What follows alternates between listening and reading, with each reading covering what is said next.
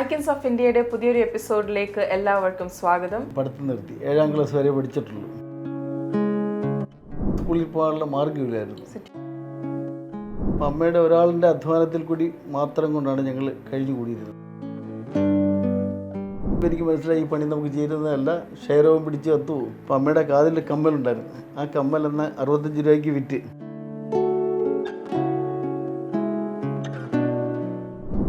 Welcome to Tulsi Hydraulic Private Limited, Navi Mumbai, and here is my guest, Mr. Tulsi Dharan.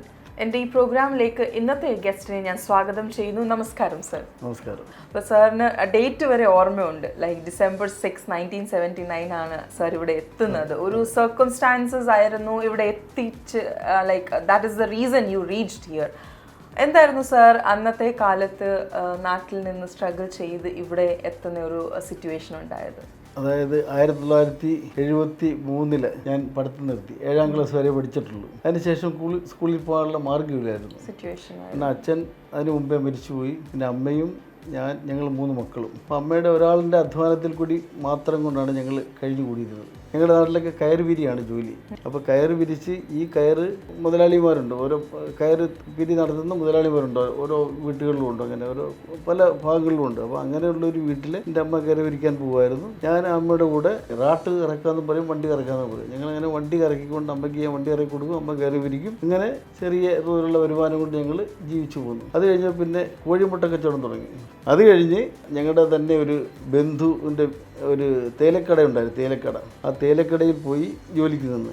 അപ്പോൾ ഇതിനിടയ്ക്ക് ഞങ്ങൾ ശുഭാനന്ദാശ്രമം, മാവേലിക്കര ചെറുകോൾ ശ്രീ ശുഭാനന്ദാശ്രമത്തിലെ ഭക്തയായിരുന്നു എൻ്റെ അമ്മ. അതായത് എൻ്റെ അമ്മ ശുഭാനന്ദ ആശ്രമത്തിൽ പോയതുകൊണ്ട് ഞാൻ ശുഭാനന്ദ ആശ്രമത്തിൽ പോയി. എന്നാൽ നേരെ മറിച്ച് എൻ്റെ അമ്മ അന്ന് നാരായണ ഗുരുദേവനെ ദൈവമായിട്ട് കണ്ടിരുന്നെങ്കിൽ, അല്ലെങ്കിൽ എവിടെയാണ് പോയതെങ്കിൽ ഞാൻ അവിടെ പോയെന്നെ. കാരണം എനിക്ക് നാരായണ ഗുരുദേവനും ശുഭാനന്ദ ഗുരുദേവനെ പോലെ തന്നെ വളരെ ആദരവും പ്രിയവുമുള്ള ഗുരുവാണ്. എൻ്റെ അമ്മയുടെ ഒരു അനുജത്തി ബോംബെയിലുണ്ട്. അനുജത്തിയുടെ ഭർത്താവ് റെയിൽവേ പോലീസാണ്, മുള്ളൂട്ടിലായിരുന്നു. അപ്പോൾ പുള്ളിക്കാരന് ഒരു ദിവസം ശുഭാനന്ദ ഗുരുദേവൻ സ്വപ്നം കാണിച്ച്. അപ്പോൾ ഈ ശുഭാനന്ദ ഗുരുദേവനെ കുറിച്ച് അദ്ദേഹം ഒരിക്കലും കേട്ടിട്ടില്ല, അറിഞ്ഞിട്ടില്ല, കണ്ടിട്ടുമില്ല. അന്നേരം ഒരു ദിവസം ഇദ്ദേഹം അങ്ങ് നാട്ടിൽ വരിക ഡയറക്റ്റ്. അപ്പോൾ ഇദ്ദേഹം വന്നിട്ട് പറയും, ഞാൻ നിന്നെ ബോംബെക്ക് കൊണ്ടുപോകാൻ വേണ്ടി വന്നതാണ്. ഒരു മുട്ടത്തലയും വന്ന് എന്നെ സ്വപ്നം കാണിച്ച് പറഞ്ഞ് നീ പോയി തുളസീധരനെ ബോംബെക്ക് കൊണ്ടുവരാൻ പറഞ്ഞു. അപ്പോൾ ബോംബെക്ക് വരണമെങ്കിൽ അതിനുള്ള ടിക്കറ്റിനുള്ള കാശൊന്നുമില്ല. അപ്പോൾ അമ്മയുടെ കാതിൽ കമ്മലുണ്ടായിരുന്നു. ആ കമ്മൽ എന്നാൽ 65 രൂപയ്ക്ക് വിറ്റ്. അപ്പോൾ അങ്ങനെ 1979 ഡിസംബർ 6-ാം തീയതി നാട്ടിൽ നിന്ന് യാത്ര തിരിച്ച്. ഇപ്പോൾ ചിറ്റപ്പൻ താമസിക്കുന്ന റെയിൽവേ ക്വാർട്ടേഴ്സ് ആയിരുന്നു, കല്യാൺ ഈസ്റ്റിൽ റെയിൽവേ ക്വാർട്ടേഴ്സ് ഉണ്ടായിരുന്നു. എന്നാലും കുഞ്ഞമ്മ വേറെ ഒരാളിനോട് പറഞ്ഞിട്ട് ജോലിയൊക്കെ ശരിയാക്കി വെച്ചിരുന്നു. അതായത് 1979 ഡിസംബർ 6-ാം തീയതി തന്നെ അന്ന് തന്നെ ഞാൻ ജോലിക്ക് പോയി. അവിടെ നിന്നാണ് മുംബൈയിലെ ജീവിതത്തിന്റെ ഒരു തുടക്കം തന്നെ ഉണ്ടാകുന്നത്. എത്ര വർഷം സർ ജോലി ചെയ്തു? 1980 തൊട്ട് 94, 14 വർഷം ജോലി ചെയ്തു. അപ്പൊ ഇങ്ങനത്തെ ഒരു ഹൈഡ്രോളിക് ഫീൽഡിൽ വരാനുള്ള ഒരു കാരണം എന്താ? അതാ ഞാൻ പറഞ്ഞു വരുന്നത്. അത് ഞാൻ ഈ തുണിമില്ലിൽ ജോലിക്ക് പോയല്ലോ. തുണിമില്ലിൽ ജോലിക്ക് ഇപ്പോൾ 6 മാസം കഴിഞ്ഞപ്പോൾ എനിക്ക് മനസ്സിലായി ഈ പണി നമുക്ക് ചേരുന്നതല്ല, ക്ഷയരോഗം പിടിച്ച് കത്തുപോകും. അതുകൊണ്ട് ഞാൻ എന്ത് ചെയ്ത്, അവിടെ തന്നെയുള്ള ഒരു അടൂക്കാരൻ രാജേന്ദ്രൻ ഉണ്ടായിരുന്നു. അയാളോട് പറഞ്ഞിട്ടോ എന്തെങ്കിലും ഒരു പണി വേറെ പറ്റുമോ എന്ന് ചോദിച്ചു. അയാൾ പറഞ്ഞൊരു കാര്യം ചെയ്യും, എന്തോ ഇയാൾക്ക് താല്പര്യം. ഞാൻ പറഞ്ഞു എനിക്ക് പെയിൻറ്റിങ്, സ്പ്രേ പെയിൻറ്റർ ആയാക്കുള്ളതെന്ന് ആഗ്രഹമുണ്ടെന്ന് പറഞ്ഞു. ഈ കമ്പനി ഏത് ഇയറിലാണ് സർ സ്റ്റാർട്ട് ചെയ്തത്? ഞാൻ സ്വന്തമായിട്ട് ബിസിനസ് തുടങ്ങുന്നത് 94-ലാണ്. 94 വരെ സർ ജോലി ചെയ്ത് എല്ലാ എക്സ്പീരിയൻസ് ആയതിനു ശേഷമാണ് സ്റ്റാർട്ട് ചെയ്യുന്നത്. അതെ അതെ. ഇപ്പൊ ഹൈഡ്രോളിക് മെഷീൻസ് ആണല്ലേ ഇവിടെ? ഹൈഡ്രോളിക് മെഷീനറി നമ്മൾ മാനുഫാക്ചറിങ് ചെയ്യുക. അപ്പൊ ഇപ്പൊ ഡിസൈനേഴ്സ് ഉണ്ട്, അതിനെ എക്സിക്യൂട്ട് ചെയ്യാനായിട്ടുള്ള വർക്കേഴ്സ് ഉണ്ട്.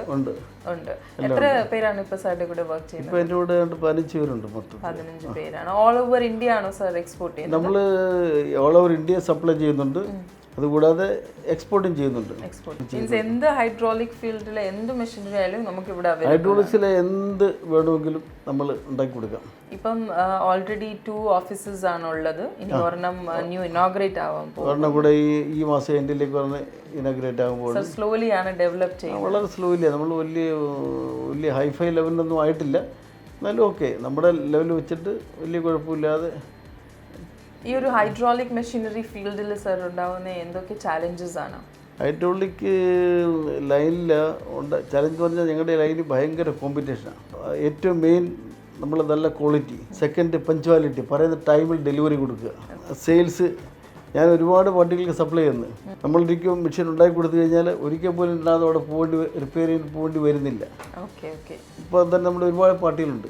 അവർക്കെല്ലാം നമ്മൾ ഉണ്ടാക്കി ടെസ്റ്റ് ചെയ്ത് അയച്ചു കഴിഞ്ഞാൽ നമ്മളവിടെ സൈറ്റിൽ പോകേണ്ട കാര്യം വരുന്നില്ല. അവർ തന്നെ ക്വാളിറ്റി വളരെ അതുകൊണ്ട് നമ്മളല്പം പ്രൈസും നമ്മുടെ മറ്റുള്ള അവരെ അപേക്ഷിച്ച് പ്രൈസ് അല്പം കൂടുതൽ മേടിക്കും.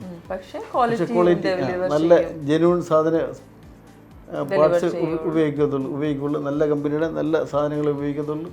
അതുകൊണ്ട് യാതൊരു കാരണവശാലും ക്വാളിറ്റിയിൽ ഒരു കോംപ്രമൈസ് നമ്മൾ ചെയ്യില്ല, ഒരു കോംപ്രമൈസ് ചെയ്യാറില്ല. അതുകൊണ്ട് തന്നെ ആൾക്കാർക്കെല്ലാം വിശ്വാസമാണ്. 10 പൈസ കൂടിയാലും നമുക്ക് ഓർഡർ തരും. ഇത്ര വർഷമായിട്ടുള്ള ഒരു വിശ്വാസമാണ് ചെയ്യുന്നത്. ഇപ്പം മക്കളും ബിസിനസ്സിലുണ്ട്. മക്കളും ഇപ്പോൾ 2 പേര്, 2 ആൺമക്കൾ ബിസിനസ്സിൽ വന്നിട്ടുണ്ട്. മൂത്ത മകൻ്റെ പേര് പ്രണവ് എന്ന് പറയും, പ്രണവ് തുളസീധരൻ. മെക്കാനിക്കൽ എഞ്ചിനീയറിംഗ് പാസ്സായി ജർമ്മനിയിൽ പോയി ഹയർ സ്റ്റഡി ചെയ്തു. 2 വർഷം അവിടെ പഠിക്കാൻ പോയിരുന്നു. പഠിത്തം കഴിഞ്ഞ് കംപ്ലീറ്റ് ആക്കി ഇവിടെ വന്നപ്പോൾ നമ്മുടെ ഇവിടെ ജോയിൻ ചെയ്തു. പിന്നെ മൂന്നാമത്തെ മകൻ പ്രജിത്ത് തുളസീധരൻ, അവൻ BCom കഴിഞ്ഞ് അയാൾ MBA എടുത്ത് അയാളിപ്പോൾ നമ്മുടെ ബിസിനസ്സിൻ്റെ കാര്യങ്ങളും ഫൈനാൻഷ്യൽ കാര്യങ്ങളും കൊമേഴ്ഷ്യൽ കാര്യങ്ങളൊക്കെ അദ്ദേഹം നോക്കുന്നുണ്ട്. പിന്നെ എൻ്റെ ഏറ്റവും മൂത്ത മകള് ഡോക്ടർ തുഷാര, ദന്ത ഡോക്ടറാണ്, ദുബൈയിൽ ജോലി ചെയ്യുന്നു. വൈഫ് ഹൗസ് വൈഫാണ്. ഇത്ര വർഷം സർ ഇവിടെ ബിസിനസ് ആയിട്ട് മുന്നോട്ട് പോകുമ്പം എന്താണ് സാറുടെ ഒരു സക്സസ് മന്ത്രം? അതെന്ന് പറഞ്ഞാൽ കറക്റ്റായിട്ട് നമ്മൾ ആരെങ്കിലും ഒരു റിക്വയർമെൻറ്റ് അയച്ചു തന്നു കഴിഞ്ഞാൽ, എൻക്വയറി അയച്ചു തന്നു കഴിഞ്ഞാൽ ടൈം യാതൊരു വിധമായ കോംപ്രമൈസ് ചെയ്യാതെ നല്ല ക്വാളിറ്റി കൊടുക്കും, ടൈമിന് കൊടുക്കും. അതുകൊണ്ട് നമ്മൾ വളരെ സക്സസ്സാണ്. അമ്മേനെ പറ്റി എന്താ സാറിൻ്റെ ഒരു emotion?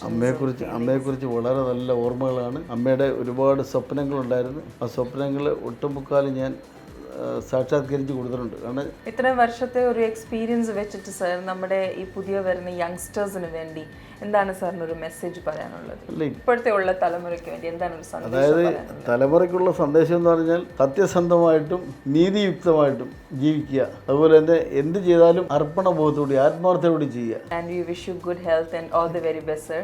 Thank you so much for your time.